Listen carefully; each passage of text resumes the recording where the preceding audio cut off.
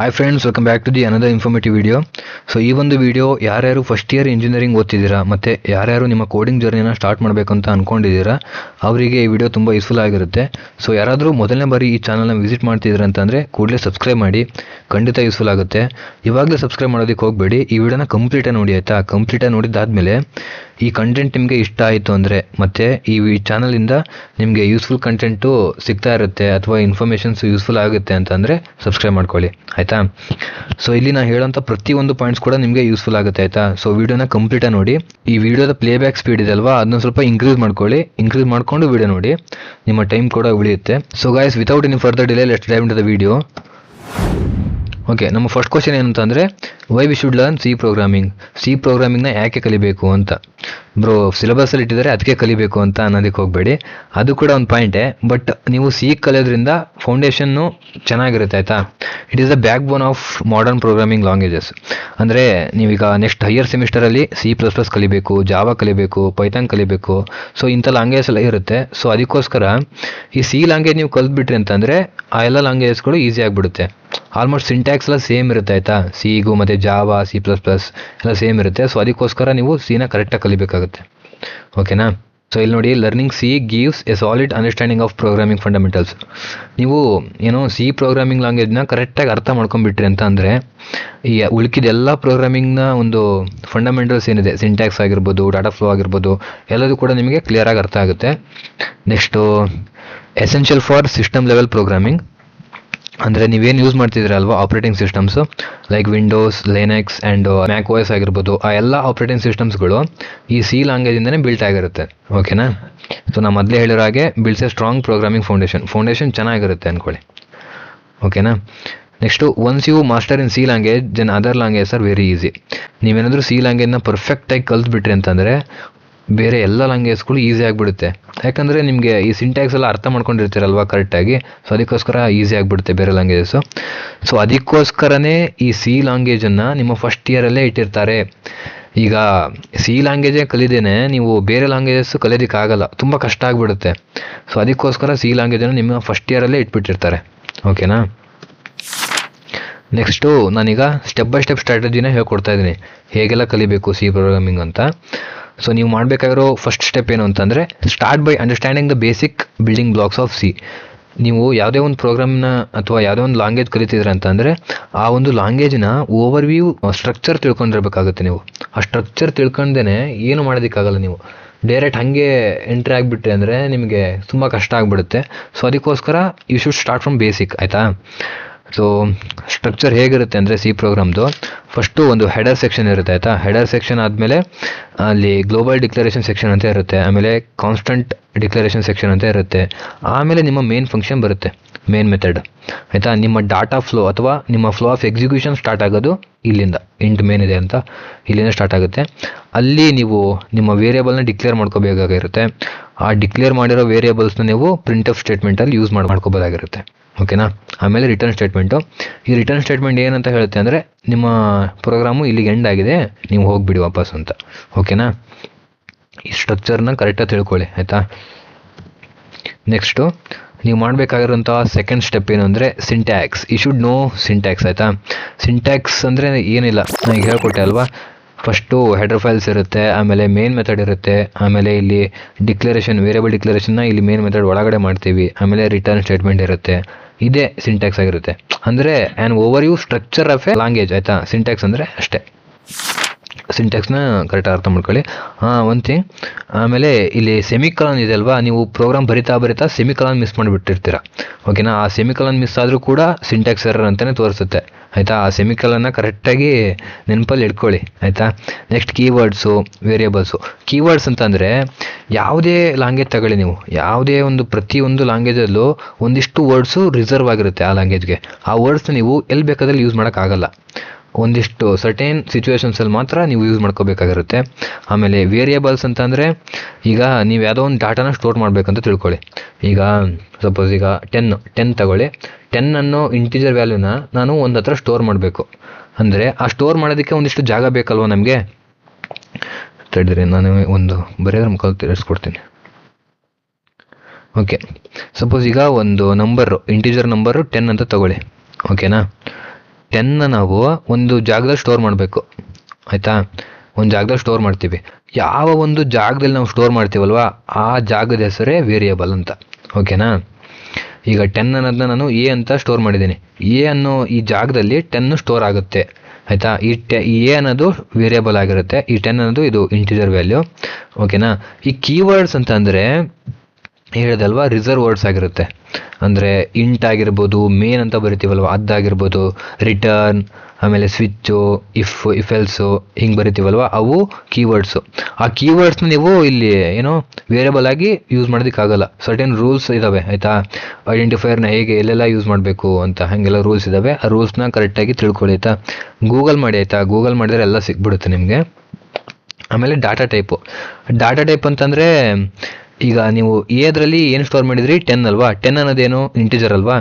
So integer ಅನ್ನೋ ಡಾಟಾನ ನಾನು A ಅಲ್ಲಿ ಸ್ಟೋರ್ ಮಾಡ್ತಿದ್ದೀನಿ ಅಂತ, ಆಯಿತಾ. ಯಾವ ಟೈಪ್ ಆಫ್ ಡಾಟಾನ ನೀವು ಸ್ಟೋರ್ ಮಾಡ್ತಿದ್ದೀರಾ ಅಂತ ಅನ್ನೋದನ್ನ ತಿಳಿಸೋದು ಈ ಡಾಟಾ ಟೈಪ್ ಆಗಿರುತ್ತೆ, ಓಕೆನಾ. Next you should know the value of semicolon value ನಿಮಗೆ ಗೊತ್ತಿರಲೇಬೇಕಪ್ಪ. ನಿಮಗೆ ಎಕ್ಸ್ಪೀರಿಯನ್ಸ್ ಆಗೇ ಇರುತ್ತೆ. ಪ್ರೋಗ್ರಾಮ್ ಬರಿತಾ ಸೆಮಿಕಲನ್ ಮಿಸ್ ಮಾಡಿರ್ತೀರ, ಆಮೇಲೆ ಎಕ್ಸಿಕ್ಯೂಟ್ ಮಾಡಿದಾಗ ಎಕ್ಸಿಕ್ಯೂಟ್ ಆಗ್ತಿರಲ್ಲ, ಸಿಂಟ್ಯಾಕ್ಸ್ ಎರರ್ ಅಂತ ತೋರಿಸುತ್ತೆ. ಈಗೆಲ್ಲ ಸುಮಾರು ಆಗಿರುತ್ತೆ, ನನಗೂ ಕೂಡ ಆಗಿದೆ ಸುಮಾರು ಸಲ. ನೆಕ್ಸ್ಟು ನೀವು ಮಾಡಬೇಕಾಗಿರೋಂಥ ಸ್ಟೆಪ್ 3 ಏನು ಅಂತಂದರೆ ಪ್ರಾಕ್ಟೀಸ್ ಬೇಸಿಕ್ ಪ್ರೋಗ್ರಾಮ್ಸ್, ಓಕೆನಾ. ಹಿಂದಿನ ಸ್ಲೈಡಲ್ಲಿ ಏನು ತಿಳಿಸ್ಕೊಟ್ಟೆ ಅಲ್ವಾ, ಈ ಎಲ್ಲ ಕಾನ್ಸೆಪ್ಟ್ ನಿಮಗೆ ಗೊತ್ತು ಅಂತ ಅಂದರೆ ತಿಳ್ಕೊಂಡಿದ್ರೆ ಅಂತ ಅಂದರೆ ಇವೆಲ್ಲ ಬೇಸಿಕ್ ಪ್ರೋಗ್ರಾಮ್ಸು ನೀವು ಬರೆಯೋಕ್ಕೆ ಎಲಿಜಿಬಲ್ ಆಗಿರ್ತೀರ ಅಂತ, ಓಕೆನಾ. ಸಮ್ ಆಫ್ 2 ನಂಬರ್ಸ್ ಆಗಿರ್ಬೋದು, check if a number is even or odd, ಆಮೇಲೆ find the largest of 3 numbers, 3 ನಂಬರಲ್ಲಿ ಲಾರ್ಜೆಸ್ಟ್ ನಂಬರ್ ಯಾವುದು ಫೈಂಡ್ ಔಟ್ ಮಾಡಿ ಅಂತ, ಓಕೆನಾ. ನೀವೇನಾದರೂ ಈ 3 ಪ್ರೋಗ್ರಾಮ್ಸ್ಗಳನ್ನು ನಿಮ್ಮ ಓನಾಗಿ ಬರೆದ್ರಿ ಅಂತ ಅಂದರೆ ಆಮೇಲೆ ನೀವೇನೋ ಈ ಆಪ್ರೇಟರ್ಸು ಮತ್ತು ವೇರಿಯಬಲ್ಸು ಆಮೇಲೆ ಇನ್ಪುಟ್ ಔಟ್ಪುಟ್ ಸ್ಟೇಟ್ಮೆಂಟು ಇವೆಲ್ಲ ಬಗ್ಗೆ ನೀವು ತಿಳ್ಕೊತೀರಾ ಅಂತ, ಓಕೆನಾ. ನೆಕ್ಸ್ಟು ಅಂಡರ್ಸ್ಟ್ಯಾಂಡ್ ದ ಕಂಟ್ರೋಲ್ ಸ್ಟ್ರಕ್ಚರ್ಸಲ್ಲಿ 2 ಟೈಪ್ ಬರುತ್ತೆ, ಲೂಪ್ ಸ್ಟೇಟ್ಮೆಂಟು ಆಮೇಲೆ ಕಂಡೀಷ್ನಲ್ ಸ್ಟೇಟ್ಮೆಂಟ್ ಅಂತ. ಇಫ್ ಎಲ್ಸು ಅಂದರೆ ಇದು ಕಂಡೀಷ್ನಲ್ ಸ್ಟೇಟ್ಮೆಂಟು. ಇಫ್ ಎಲ್ಸ್ನ ಏನಕ್ಕೆ ಯೂಸ್ ಮಾಡ್ತೀವಿ ಅಂತಂದರೆ ಈಗ ಯೂಸರ್ ಇನ್ಪುಟ್ಟಿಂದ ನಾವು ಯಾವುದೋ ಒಂದು ನಂಬರ್ನ ಇನ್ಪುಟ್ ತೊಗೊತೀವಿ, ಎದ್ರಲ್ಲಿ ಸ್ಟೋರ್ ಮಾಡ್ತೀವಿ, ಆಯಿತಾ. ಇಲ್ಲಿ ಏನು ಮಾಡ್ತೀರಾ ನೀವು ಒಂದು ಕಂಡೀಷನ್ನ ಡಿಮ್ಯಾಂಡ್ ಮಾಡ್ತೀರಾ. ಆ ಕಂಡೀಷನ್ನು ಅದು ಫಾಲೋ ಮಾಡ್ತಿದೆ ಅಂತಂದರೆ ಮಾತ್ರ ನೀವು ಎಕ್ಸೆಪ್ಟ್ ಮಾಡ್ಕೊತೀರಾ, ಇಲ್ಲ ಅಂತಂದರೆ ಅದನ್ನ ಹೊರ ಕಳಿಸ್ಬಿಡ್ತೀರಾ. ಇವಾಗ ನಾನೀಗ ಎಂಟ್ರ್ ಮಾಡಿರೋ ನಂಬರು ಗ್ರೇಟರ್ ದ್ಯಾನ್ 100 ಇತ್ತು ಅಂದರೆ ಮಾತ್ರ ನೀನು ಪ್ರಿಂಟ್ ಏನ ಪ್ರಿಂಟ್ ಮಾಡು, ಇಲ್ಲ ಅಂತಂದರೆ ಹೊರಗೆ ಹೋಗಪ್ಪ ನೀನು ಅಂತ, ಓಕೆನಾ. ಈಗ ಸಪೋಸ್ ಎ ಈಕ್ವಲ್ಸ್ ಟು ಏನೋ 10 ಇದೆ ಅಂತ ತಿಳ್ಕೊಳ್ಳಿ. A equals to 10. ಸಪೋಸ್ ಅಂದರೆ ಇಫ್ ಅಂತ ಬರಿತೀವಲ್ವ ನಾವು,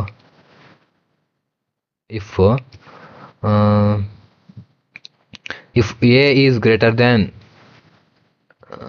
if a is greater than 100, ನಾನು ಪೆನ್ ಯೂಸ್ ಮಾಡ್ತಿಲ್ಲ, ಆಯಿತಾ. ಇದರಲ್ಲೇ ಪೆನ್ ಆಪ್ಷನ್ ಇದೆಯಲ್ಲ ಅದರಲ್ಲೇ ಯೂಸ್ ಮಾಡ್ತಾ ಇದ್ದೀನಿ. ನಾನು ಹೇಳೋ ವರ್ಡ್ಸ್ ಮುಖಾಂತರ ನೀವು ಅರ್ಥ ಮಾಡ್ಕೊತೀರಾ ಅಂತ ಅನ್ಕೊತೀನಿ, ಓಕೆನಾ. ಈಗ ಎ ಈಕ್ವಲ್ಸ್ ಟು 10 ಇದೆ. If A is greater than 100 ಇಲ್ಲಿ ಏನೋ ಟ್ರೂ ಸ್ಟೇಟ್ಮೆಂಟ್ ಬರೀತೀರಾ, ಪ್ರಿಂಟ್ ಎ. ಇಲ್ಲಿ ನೀನು ಎ ಅನ್ನೋದು ಗ್ರೇಟರ್ ದೆನ್ 100 ಇದ್ದರೆ ಮಾತ್ರ ಎ ಅನ್ನೋದನ್ನ ಪ್ರಿಂಟ್ ಮಾಡು ಅಂತ. ಅಥವಾ ನೀವು ಆ ಕಂಡೀಷನ್ ಫಾಲೋ ಮಾಡೋಕ್ಕಾಗಲಿಲ್ವಾ, ಇಲ್ಲಿ ಎಲ್ಸ್ ಪಾರ್ಟಲ್ಲಿ ಇಲ್ಲಿ ಬರೀತೀರ. ಎಲ್ಸ್ ಪಾರ್ಟಲ್ಲಿ ಏನು A is not greater than 100 ಅಂತ ಹಿಂಗೆ ಬರೀತೀರ, ಆಯಿತಾ. ಈ ಒಂದು ಕಂಡೀಷನ್ನ ಏನು ಮಾಡ್ತಿದೆ, ಡಿಮ್ಯಾಂಡ್ ಮಾಡ್ತಿದೆ, ಓಕೆನಾ. ಸೊ ಅದಕ್ಕೋಸ್ಕರ ಇವನ್ನ ಕಂಡೀಷನಲ್ ಸ್ಟೇಟ್ಮೆಂಟ್ಸ್ ಅಂತ ಕರಿತೀವಿ. ಆಮೇಲೆ ನೆಕ್ಸ್ಟು ಫಾರು, ವೈಲು, ಡೂ ವೈಲು ಇವೆಲ್ಲ ಎಲ್ಲಿ ಯೂಸ್ ಆಗುತ್ತೆ ಅಂತಂದರೆ, ನೀವೀಗ ಒಂದು ಟಾಸ್ಕ್ ಇದೆ, ಆಯಿತಾ. ನಂಬರ್ 1ಇಂದ ನಂಬರ್ 100ವರೆಗೂ ನೀವೇನು ಮಾಡಬೇಕು, ನಂಬರ್ಸ್ನ ಪ್ರಿಂಟ್ ಮಾಡಬೇಕಂತ ಇದೆ. ನೀವು ಅವಾಗ ಏನು ಮಾಡ್ತೀರಾ, ಪ್ರಿಂಟ್ 1, ಪ್ರಿಂಟ್ 2, ಪ್ರಿಂಟ್ ಎಫ್ 3 ಹಿಂಗೆ ಮಾಡ್ಕೊತ ಹೋಗ್ತೀರಾ. 100 ಲೈನ್ ಕೋಡ್ ಬರೀತೀರಾ ನೀವು.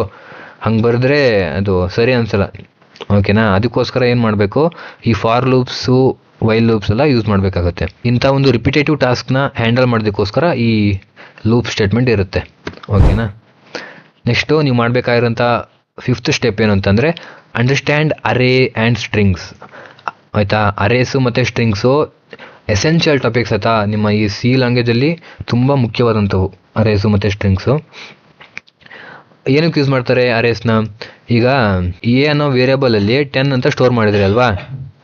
ಇಲ್ಲಿ ನೀವು ಏನು ಮಾಡೋಕ್ಕಾಗುತ್ತೆ, ಓನ್ಲಿ 1 ವೇರಿಯಬಲ್ ಅಷ್ಟೇ ಸ್ಟೋರ್ ಮಾಡೋಕ್ಕಾಗುತ್ತೆ ನಿಮಗೆ, ಆಯಿತಾ. ಅದೇ ನೀವು ಅರೇ ಯೂಸ್ ಮಾಡಿಬಿಟ್ರಿ ಅಂತಂದರೆ, ಅರೇ ಯೂಸ್ ಮಾಡಿದರೆ ನೀವು ಅಂಥ ಇಂಟೀಜರ್ ವ್ಯಾಲ್ಯೂಸ್ನ ಎಷ್ಟು ಬೇಕಾದರೂ ಸ್ಟೋರ್ ಮಾಡಿ ಇಟ್ಕೋಬೋದು. ಆಯಿತಾ, ಇಲ್ಲಿ ನೋಡಿ, use to store multiple values of the same data type. Array useful ಇದೆ, ಹಾಗೆ ಒಂದು ಡ್ರಾಬ್ಯಾಕ್ ಕೂಡ ಇದೆ. ಏನಂತಂದರೆ, ನೀವೀಗ ಇಂಟಿಜರ್ ವ್ಯಾಲ್ಯೂನ ಸ್ಟೋರ್ ಮಾಡ್ತಿದ್ರೆ ಅಂದರೆ ಬರೀ ಇಂಟಿಜರ್ ವ್ಯಾಲ್ಯೂ ಅಷ್ಟೇ ಸ್ಟೋರ್ ಮಾಡೋಕ್ಕಾಗುತ್ತೆ. ಅಲ್ಲಿ ಮಧ್ಯ ಕ್ಯಾರೆಕ್ಟರ್ಸ್ನ ಸ್ಟೋರ್ ಮಾಡೋಕ್ಕಾಗಲ್ಲ, ಮತ್ತು ಬೇರೆ ಯಾವುದೋ ಒಂದು ಫ್ಲೋಟಿಂಗ್ ಪಾಯಿಂಟ್ ನಂಬರ್ಸ್ನ ಸ್ಟೋರ್ ಮಾಡೋದಕ್ಕಾಗಲ್ಲ. ಆಯಿತಾ, ಸೊ ಅದಕ್ಕೋಸ್ಕರ ಇರಲಿ, ನಿಮಗೆ ಡಾಟಾ ಟೈಪ್ ಯಾವ್ದು ಬೇಕೋ ಅದ್ರ ಮೇಲೆ ಡಿಪೆಂಡ್ ಆಗಿರುತ್ತೆ. 10 ಸ್ಟೋರ್ ಮಾಡ್ಬೋದು, 20 ಸ್ಟೋರ್ ಮಾಡ್ಬೋದು, ಎಷ್ಟು ನಂಬರ್ ಆದರೂ ನೀವು ಸ್ಟೋರ್ ಮಾಡಬೇಕಾಗುತ್ತೆ. ಆಮೇಲೆ ಸೈಜ್ನ ನೀವು ಮೊದಲನೇದಾಗಿ ಡಿಕ್ಲೇರ್ ಮಾಡಿಬರ್ಬೇಕಾಯ್ತಾ.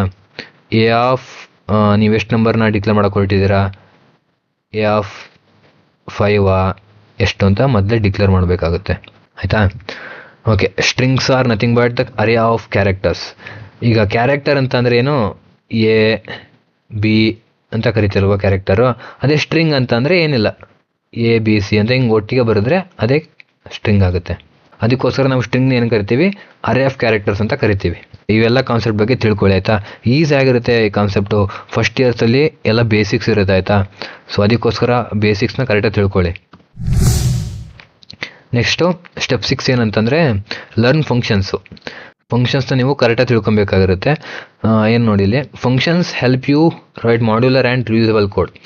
ಒಂದು ಆಪ್ರೇಷನ್ ನೀವು ಮಾಡ್ತಿದ್ರೆ ಅಂದರೆ ಈಗ ಸಪೋಸು ಅಡಿಷನ್ ಮಾಡ್ತಿದ್ದೀರಾ ಅಂತ ತಿಳ್ಕೊಳ್ಳಿ. 2 ನಂಬರ್ಸ್ ಮೇಲೆ ಅಡಿಷನ್ ಮಾಡ್ತಿದ್ದೀರಾ, ಪದೇ 2 ನಂಬರ್ಸ್ ಎಂಟರ್ ಮಾಡ್ಕೊತೀರಾ, ಅಡಿಷನ್ ಮಾಡ್ತೀರಾ, ಮತ್ತೆ 2 ನಂಬರ್ಸ್ ಎಂಟರ್ ಮಾಡ್ತೀರಾ, ಮತ್ತೆ ಅದಕ್ಕೆ ಕೋಡ್ ಬರೀತೀರಾ, ಅಡಿಷನ್ ಮಾಡ್ತೀರಾ. ಅಂದರೆ ತುಂಬ ಲೆಂತಿ ಆಗಿಬಿಡುತ್ತೆ ಕೋಡು.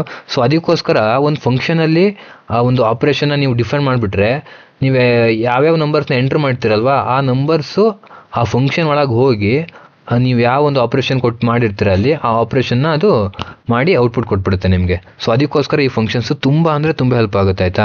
So you should learn functions clearly. So start with the simple programs by implementing functions on it. Functions ಕಲಿತಿದ್ರೆ ಅಂತಂದರೆ ತುಂಬ ಕಾಂಪ್ಲಿಕೇಟ್ ಪ್ರೋಗ್ರಾಮ್ಸ್ ಎಲ್ಲ ಮಾಡೋದಕ್ಕೆ ಹೋಗಬೇಡಿ. ಫಸ್ಟ್ ಸಿಂಪಲ್ನ ಹೇಳಿದ್ನಲ್ಲ, ಅಡಿಷನ್ನು, ಸಬ್ಸ್ಟ್ರಾಕ್ಷನ್ನು, ಇಂಥ ಒಂದು ಆಪ್ರೇಷನ್ಸ್ ಯೂಸ್ ಮಾಡ್ಕೊಂಡು ಮಾಡಿ, ಫಂಕ್ಷನ್ಸ್ ಯೂಸ್ ಮಾಡಿ ಅದರಲ್ಲಿ. ಆಯಿತಾ, ನಿಮಗೆ ಒಂದು ಸೆಲ್ಫ್ ಕಾನ್ಫಿಡೆನ್ಸ್ ಬರುತ್ತೆ. ಆಮೇಲೆ ನಿಮಗೆ ಪ್ರೋಗ್ರಾಮ್ ಕಲಿಯೋದು ಕೂಡ ಇಷ್ಟ ಆಗುತ್ತೆ. Functions will help you in the reusability of the code in the program. ಓಕೆನಾ, ಯಾಕಂತ ಗೊತ್ತಾಯ್ತಲ್ವ, ನಾನು ಹೇಳ್ಕೊಟ್ಟೆ ನಿಮಗೆ. ಆಮೇಲೆ it will reduces your number of lines of code in the program and also reduces your work to write the same code again and again. ನೀವು ಮತ್ತೆ ಅವಶ್ಯಕತೆ ಇರೋದಿಲ್ಲ, ಆ ಒಂದು ಲಾಜಿಕ್ನ ಮತ್ತೆ ಬರೆಯೋದು ಅವಶ್ಯಕತೆ ಇರೋದಿಲ್ಲ. ಆಯಿತಾ, ಓಕೆ. ನೆಕ್ಸ್ಟು ನೀವು ಮಾಡಬೇಕಾಗಿರೋಂಥ 7th ಸ್ಟೆಪ್ ಏನಂತಂದರೆ ಪ್ರಾಕ್ಟೀಸ್. ಆಯಿತಾ, ಈ ಒಂದು ಸ್ಟೆಪ್ನ ರೀಪ್ಲೇಸ್ ಮಾಡೋಕ್ಕಾಗಲ್ಲ. ಆಯಿತಾ, ಈ ಪ್ರಾಕ್ಟೀಸ್ ಅನ್ನೋದು ನೀವು ಖಂಡಿತ ಮಾಡಲೇಬೇಕಾಗಿರುತ್ತೆ. ಇಲ್ಲಿ ನೋಡಿ, once you understand those concepts then start solving the problems as much as possible. ಹಿಂದಿನ ಸ್ಲೈಡಲ್ಲಿ ಏನು ತಿಳಿಸ್ಕೊಟ್ಟೆ ಅಲ್ವಾ ಕಾನ್ಸೆಪ್ಟ್ಸು, ಅವೆಲ್ಲ ಕಾನ್ಸೆಪ್ಟ್ ನೀವು ಕ್ಲಿಯರಾಗಿ ಅರ್ಥ ಮಾಡ್ಕೊಂಡಿರಿ ಅಂತಂದರೆ ಆದಷ್ಟು ಎಷ್ಟಾಗುತ್ತೋ ನಿಮ್ಮ ಕೈಯಲ್ಲಿ ಅಷ್ಟು ಪ್ರಾಬ್ಲಮ್ಸ್ನ ಸಾಲ್ವ್ ಮಾಡೋದಕ್ಕೆ ಟ್ರೈ ಮಾಡಿ. ಆಯಿತಾ, ಬರೀ ಏನೋ ಥಿಯರಿ ಓದ್ತೀನಿ, ಏನೋ ಒಂದು ಬರಿತೀನಿ ಅಂತಂದರೆ ಏನೂ ಅರ್ಥ ಆಗಲ್ಲ. ನೀವು ಏನೋ ಒಂದು ಪ್ರೋಗ್ರಾಮ್ ಕಲಿತೀರ ಅಂತಂದರೆ ಮೇನಾಗಿ ಏನು ಫೋಕಸ್ ಮಾಡ್ತೀರಾ ಹೇಳಿ, ಅದರಲ್ಲಿರೋ ಲಾಜಿಕ್ ಫೋಕಸ್ ಮಾಡ್ತೀರಲ್ವಾ. ಆ ಲಾಜಿಕ್ ಬರೆಯೋಂಥ ಒಂದು ಕ್ರಿಯೇಟಿವಿಟಿ ಹೇಗೆ ಬಿಲ್ಡ್ ಆಗುತ್ತೆ ಅಂತಂದರೆ, ಎಷ್ಟು ನೀವು ಪ್ರೋಗ್ರಾಮ್ಸ್ನ ಪ್ರಾಕ್ಟೀಸ್ ಮಾಡ್ತೀರಲ್ವಾ ಅಷ್ಟು ನಿಮ್ಮ ಲಾಜಿಕಲ್ ಬಿಲ್ಡಿಂಗ್ ಸ್ಕಿಲ್ಲು ಜಾಸ್ತಿ ಆಗುತ್ತೆ. ಸೊ ಅದಕ್ಕೋಸ್ಕರ ಒಂದಿಷ್ಟು ಪ್ಲಾಟ್ಫಾರ್ಮ್ಸ್ ಇದ್ದಾವೆ, ಗೀಕ್ಸ್ ಫಾರ್ ಗೀಕ್ಸು ಮತ್ತು ಹ್ಯಾಕರ್ ರ್ಯಾಂಕ್ ಅಂತ ಇದೆ ಅಲ್ವಾ. ಈ ವೆಬ್ಸೈಟ್ಗೆ ಹೋಗಿ ಅಲ್ಲಿ ಪ್ರಾಬ್ಲಮ್ಸ್ ಇರ್ತವೆ, ಸುಮಾರಷ್ಟು ಪ್ರಾಬ್ಲಮ್ಸು. ಆ ಪ್ರಾಬ್ಲಮ್ಸ್ನ ಸಾಲ್ವ್ ಮಾಡಿ. ಆಯಿತಾ, ಇಲ್ಲಾಂದರೆ ನಿಮಗೆ ನಿಮ್ಮ ಕಾಲೇಜ್ ಲೆಕ್ಚರ್ಸ್ ಕೊಟ್ಟಿರ್ತಾರಲ್ವಾ, ಈ ಲ್ಯಾಬ್ ಪ್ರೋಗ್ರಾಮ್ಸ್ ಆಗಿರ್ಬೋದು, ಅಥವಾ ನಿಮ್ಮ ಲೆಕ್ಚರ್ಸ್ಗಳು PDF ಸೆಂಡ್ ಮಾಡಿರ್ತಾರೆ ನಿಮಗೆ, ಅದರಲ್ಲಿರುವಂಥ ಪ್ರಾಬ್ಲಮ್ಸು ಮೋರ್ ದೆನ್ ಎನಫ್ ಆಗಿರುತ್ತೆ. ಆಯಿತಾ, ಸಾಲ್ವ್ ಮಾಡ್ಕೊಳ್ಳಿ ಅದನ್ನ. Then last but not least, I will give a bonus tip for you guys. Learn from the errors. Errors ಬಂದಿದೆ ಅಂತ ಡಿಮೋಟಿವೇಟ್ ಆಗಬೇಡಿ.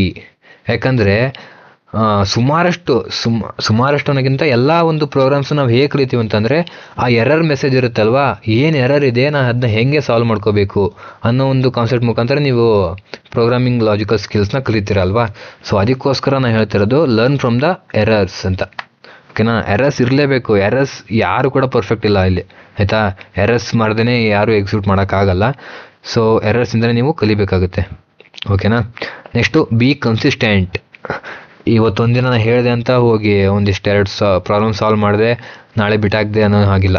You should consistent with your work. ಆಯಿತಾ, try to solve ಪ್ರಾಬ್ಲಮ್ಸ್ನ daily. ಎಷ್ಟಾಗುತ್ತೋ ಅಷ್ಟು ಪ್ರಾಬ್ಲಮ್ಸ್ನ daily solve ಮಾಡೋದಕ್ಕೆ ಪ್ರಯತ್ನ ಪಡಿ.